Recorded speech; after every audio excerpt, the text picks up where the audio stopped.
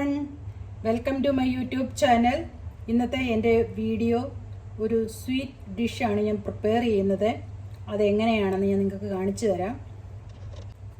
അതിനുവേണ്ടി എടുത്തിരിക്കുന്നത് 2.5 ഗ്ലാസ് പച്ചരിപ്പൊടിയാണ് എടുത്തിരിക്കുന്നത്. നമ്മുടെ ഇടിയപ്പത്തിനും പാലപ്പത്തിനും ഒക്കെ ഉണ്ടാക്കുന്ന അരിപ്പൊടി. ഈ ഗ്ലാസ്സിന് 2.5 ഗ്ലാസ്സാണ് എടുത്തിരിക്കുന്നത്. നിങ്ങൾക്ക് ആവശ്യമുള്ള അരിപ്പൊടി നിങ്ങൾക്ക് എടുക്കാം. ഞാനിപ്പോൾ എടുത്തിരിക്കുന്നത് ഈ ഗ്ലാസ്സിന് 2.5 ഗ്ലാസ്സാണ് എടുത്തിരിക്കുന്നത്. ഇനിയും ഇതിലേക്ക് നമ്മൾ 1/2 ടീസ്പൂണ് ഉപ്പ് ഇതുപോലെ ഇട്ട് കൊടുക്കണം. എന്നിട്ട് നല്ലതായിട്ട് ഇളക്കി കൊടുക്കണം. ആസ് യൂഷ്വൽ നമ്മൾ ഇലയപ്പമൊക്കെ ഉണ്ടാക്കുന്നത് പോലെ തന്നെയാണ്, പക്ഷേ ഒരു വെറൈറ്റി ആയിട്ടുള്ള ഇലയപ്പമാണ്. നല്ല ടേസ്റ്റിയാണ്. അതെങ്ങനെയാണെന്ന് കാണിക്കാം. ഉപ്പിട്ടിട്ട് നമ്മൾ നല്ലതായിട്ട് ഇതുപോലെ ഒന്ന് ഇളക്കി കൊടുക്കണം.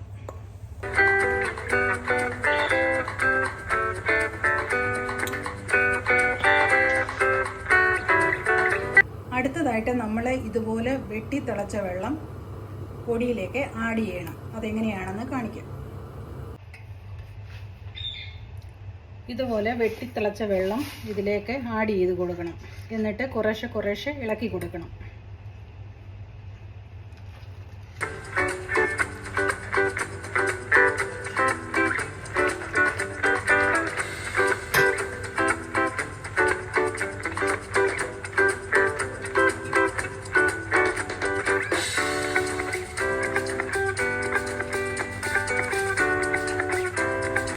നല്ല സോഫ്റ്റ്നെസ് കിട്ടാൻ വേണ്ടിയിട്ടാണ് നമ്മൾ ഇതുപോലെ വെള്ളം തിളപ്പിച്ചിട്ട് ഇതിലേക്ക് ആഡ് ചെയ്യുന്നത്.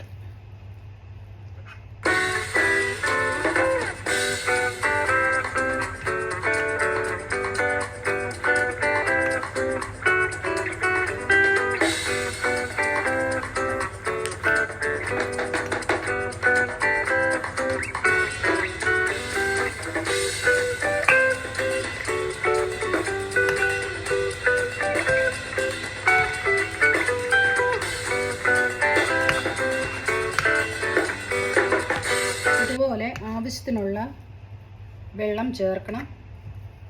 എന്നിട്ട് ഇതുപോലെ നമ്മൾ ഇടിയപ്പത്തിനൊക്കെ കുഴയ്ക്കുന്ന പോലെ തന്നെയാണ്, ഇടിയപ്പത്തിനും ഇലയപ്പത്തിനും ഒക്കെ കുഴയ്ക്കുന്ന പോലെ തന്നെയാണ് ഇതും ചെയ്യേണ്ടത്. പക്ഷേ ഇങ്ങനെ ചെയ്ത് കഴിഞ്ഞാൽ നല്ല സോഫ്റ്റ്നെസ് കിട്ടും. അതിനുവേണ്ടിയാണ് ഞാൻ നിങ്ങൾക്ക് കാണിച്ചു തരുന്നത്. ഇനി നമ്മൾ എന്തുവാ ചെയ്യേണ്ടതെന്ന് വെച്ചാൽ, ഇത് നല്ലതായിട്ട് ഇളക്കിയതിന് ശേഷം നമ്മൾ ഇതിൻ്റെ അടപ്പ് വെച്ച് നല്ലതായിട്ട് അടച്ചു വെക്കണം ഒരു 10 മിനിറ്റ്. അന്നേരം നല്ല സോഫ്റ്റ് മാവ് നമുക്ക് കിട്ടും. ഇതിൻ്റെ അതുപോലെ ചൂട് ഒന്ന് മാറിക്കിട്ടും അപ്പോഴത്തേന്. എന്നിട്ട് വേണം നമ്മളിത് നല്ലതായിട്ട് കുഴച്ചെടുക്കുവാൻ. ഇനിയും നമ്മൾ നല്ലതായിട്ട് ഇതൊന്ന് കുഴച്ചെടുക്കണം. ഇപ്പോൾ ചൂടൊക്കെ മാറിയിട്ടുണ്ട്, ആവശ്യത്തിനുള്ള ചൂടേ ഉള്ളൂ. ഇനി നല്ലതായിട്ടൊന്ന് കുഴച്ചെടുക്കണം. കണ്ടോ, കറക്റ്റ് പരുവാണ്.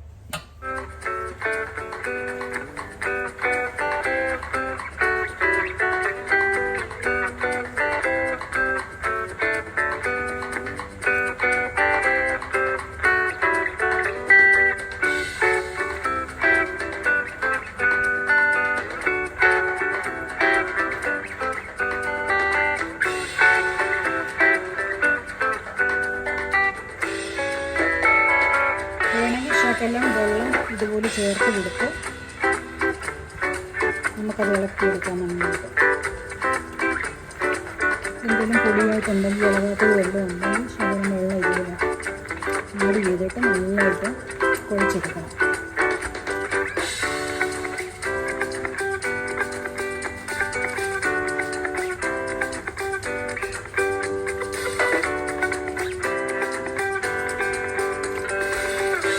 ഓൾമോസ്റ്റ് ഞാൻ കുതിർച്ച് എടുത്തിട്ടുണ്ട്.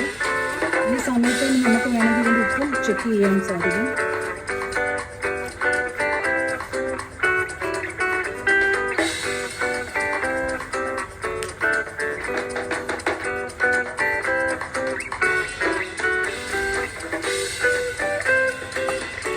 ശകലം വെള്ളം വേണമെങ്കിൽ ഇതിൽ തൊട്ട്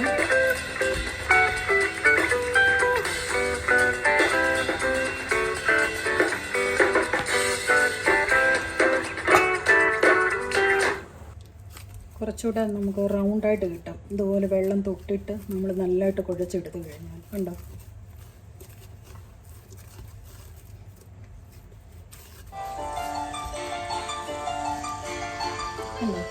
നല്ലതായിട്ട് കുഴച്ചെടുത്തിട്ടുണ്ട്. ഇനി നമ്മൾ അടുത്തത് എന്തുവാ ചെയ്യേണ്ടതെന്ന് ഞാൻ കാണിച്ചു തരാം. അടുത്തതായിട്ട് നമ്മൾ അതിന് വേണ്ടി ആവശ്യത്തിനുള്ള തേങ്ങയാണ് റെഡിയാക്കുന്നത്. തേങ്ങയും ചക്കരയും. ഓക്കെ, നമുക്ക് ആവശ്യമുള്ള തേങ്ങ എടുക്കാം. അത് എമൗണ്ട് നിങ്ങളുടെ ഇഷ്ടം അനുസരിച്ചാണ്. കൂടുതലായിട്ട് ഇടണമെങ്കിൽ കൂടുതലായിട്ടിടാം, കുറച്ച് വേണമെങ്കിൽ കുറച്ചിടാം. ഞാനിപ്പോൾ ഒരു നോർമലായിട്ടുള്ള രീതിയിലാണ് എടുക്കുന്നത്.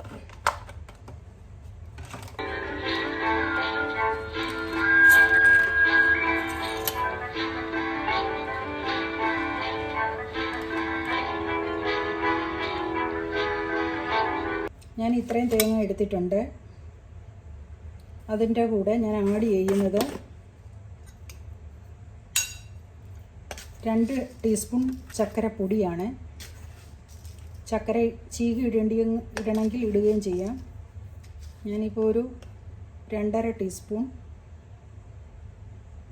ശർക്കരപ്പൊടിയാണ് ആഡ് ചെയ്യുന്നത്. ശർക്കരപ്പൊടി ഞാനിപ്പോൾ 2.5 ടീസ്പൂൺ ഇട്ടിട്ടുണ്ട്. അത് നമ്മുടെ ടേസ്റ്റ് അനുസരിച്ചാണ്. ഒത്തിരി മധുരം വേണ്ടിയവർക്ക് കുറച്ചുകൂടി ഇടാം, കുറച്ച് മധുരം വേണ്ടിയവർക്ക് കുറച്ചിട്ടാലും മതി. ഓക്കെ, ഞാനിപ്പോൾ എനിക്ക് 2.5 ടീസ്പൂൺ ഇട്ടിട്ടുണ്ട്. പിന്നെ ഒരു 1/2 ടീസ്പൂൺ ഏലക്കപ്പൊടിയാണ് ഇട്ട് കൊടുക്കുന്നത്. പിന്നെ അതുപോലെ തന്നെ ഒരു 1/2 ടീസ്പൂൺ ജീരകപ്പൊടിയാണ് ഞാൻ ഇടുന്നത്. നിങ്ങൾക്ക് വേണമെങ്കിൽ ജീരകവുമായിട്ടും ഇടാം. ഓക്കെ, ഇത് ജീരകപ്പൊടിയാണ് ഇട്ടുന്നത്.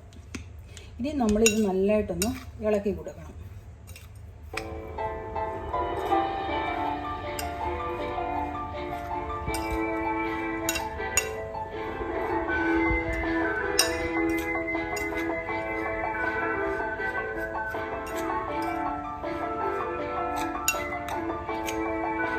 നല്ലതായിട്ട് ഇളക്കിയിട്ടുണ്ട്.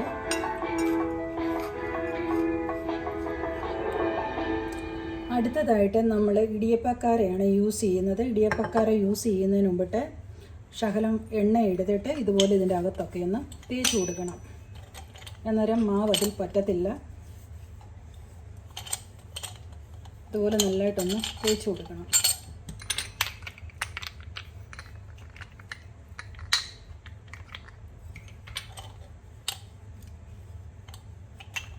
എല്ലാം തേച്ച് കൊടുത്തിട്ടുണ്ട്.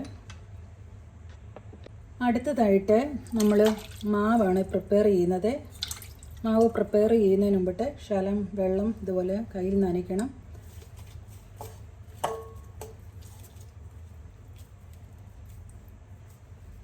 എന്നിട്ട് ഉരുളയായിട്ട് ഇതുപോലെ നീട്ടിയെടുക്കണം. നീട്ടിയെടുത്തിട്ട് നമ്മൾ ഇതിലേക്ക് ഇട്ട് കൊടുക്കണം. അതുപോലെ വീണ്ടും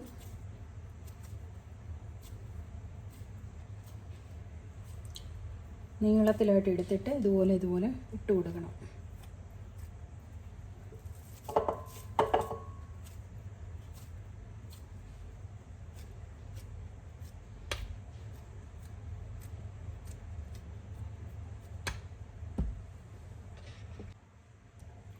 മാവൊക്കെ ഇട്ട് കൊടുത്തിട്ടുണ്ട്. ഇനി നമ്മൾ ഇത് അടയ്ക്കണം.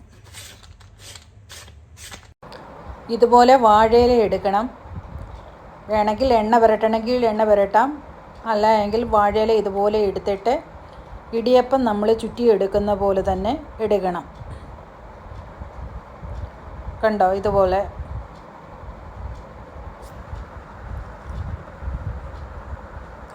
ചുറ്റി. ഇതിപ്പം ഇല ചെറുതാണ്, വലിയ ഇലയാണെങ്കിൽ വലുതായിട്ട് ഉണ്ടാക്കിയെടുക്കാം. എന്നിട്ട് ഇപ്പോൾ ചുറ്റി എടുത്തിട്ടുണ്ട്. അതിനുശേഷം നമ്മൾ ഇതിനകത്തേക്കുള്ള ആവശ്യത്തിനുള്ള ചക്കരയും തേങ്ങായും ഇട്ട് കൊടുക്കണം. അത് നമ്മുടെ ഇഷ്ടം അനുസരിച്ച് എത്ര വേണേലും ഇട്ട് കൊടുക്കാം. എന്നിട്ട് ഇല ഇതുപോലെ മടക്കണം.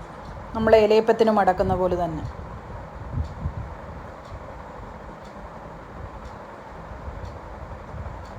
കണ്ടോ, ഇതുപോലെ.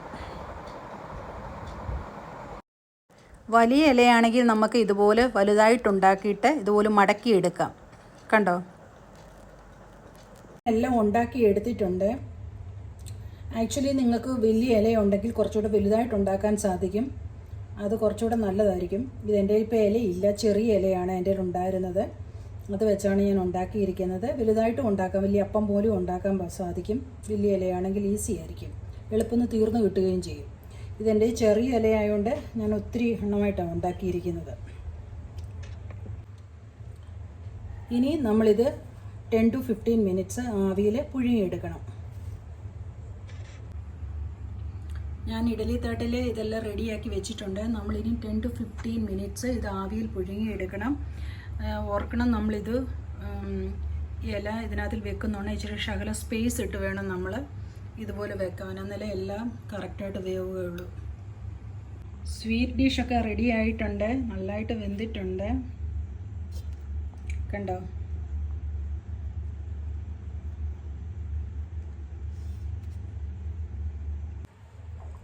ഇലയിലുണ്ടാക്കിയ സ്വീറ്റ് ഡിഷൊക്കെ റെഡി ആയിട്ടുണ്ട്. അത് ഞാൻ തുറന്ന് കാണിക്കാം. കണ്ടോ, നല്ല മണമൊക്കെ വരുന്നുണ്ട്. കണ്ടോ, അതുപോലെ നല്ല ടേസ്റ്റിയുമാണ്.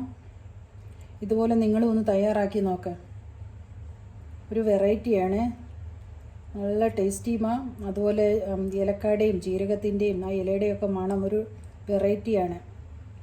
മറ്റുള്ള ഡിഷിൽ നിന്നൊരു വെറൈറ്റി ആയിട്ട് നമുക്ക് കഴിക്കാൻ സാധിക്കും. ഇതുപോലെ നിങ്ങളും വീട്ടിലൊന്ന് തയ്യാറാക്കി നോക്കാം. ഇത് വലിയ ഇലയിലുണ്ടാക്കിയിട്ട് ഫോൾഡ് ചെയ്തെടുത്തതാണ്, നല്ല ടേസ്റ്റിയാണ്.